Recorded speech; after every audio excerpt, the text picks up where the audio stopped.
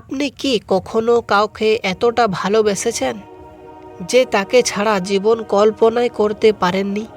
তার মেসেজ না এলে মন খারাপ, তার একটা কথা পুরো দিনটাই ভালো হয়ে যাওয়া, কিন্তু একদিন হঠাৎ সব বদলে গেল।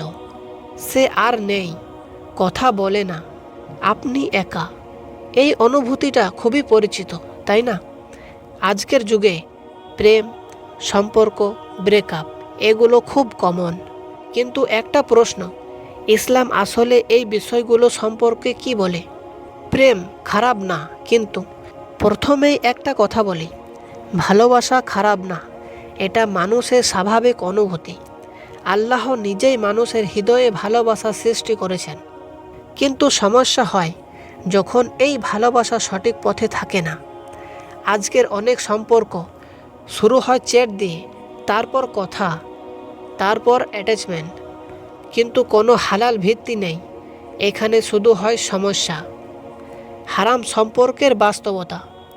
আপনি হয়তো ভাবছেন, আমরা তো শুধু কথা বলছি, এতে সমস্যা কি? কিন্তু ধীরে ধীরে এই কথাগুলোই আপনাকে ইমোশনালি অ্যাটাচ করে ফেলে।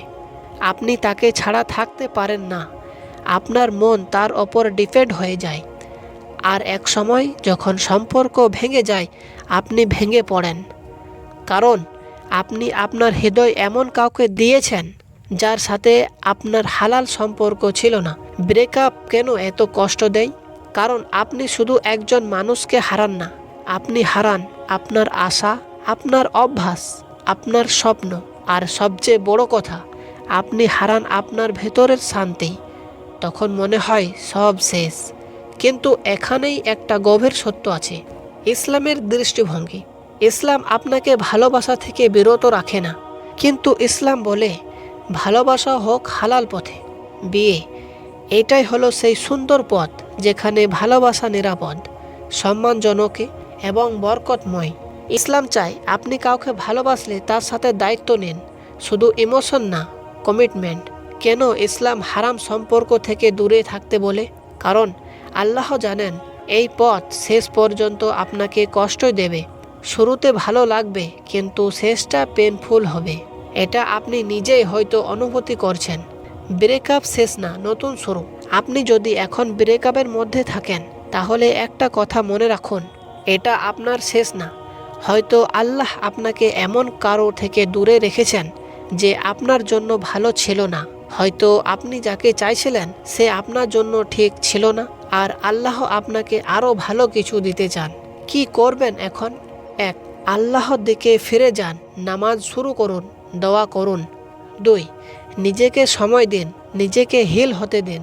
3. তাকে ফরগেট না, অ্যাকসেপ্ট করুন। 4. নিজের জীবন রিবিল্ড করুন। আপনি যে ভালোবাসা খুঁজছেন সেটা কোনো মানুষের কাছে পুরোপুরি পাবেন না। পূর্ণ শান্তি শুধু আল্লাহর কাছেই আছে। আপনি কি এমন একটা সম্পর্ক চান যেটা আপনাকে ভেঙে দেবে, নাকি এমন ভালোবাসা চান যে আপনাকে সম্মান, শান্তি আর বরকত দেবে? মনে রাখবেন, হারাম ভালোবাসা আপনাকে কাঁদায়, হালাল ভালোবাসা আপনাকে শান্তি দেয়। আজ আপনি যেটা বেছে নিচ্ছেন, আগামীকাল সেটাই আপনার জীবন হয়ে দাঁড়াবে।